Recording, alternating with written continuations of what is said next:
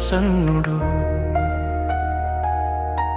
నలిగిన మనస్సు గలవారిని యేసయ్యా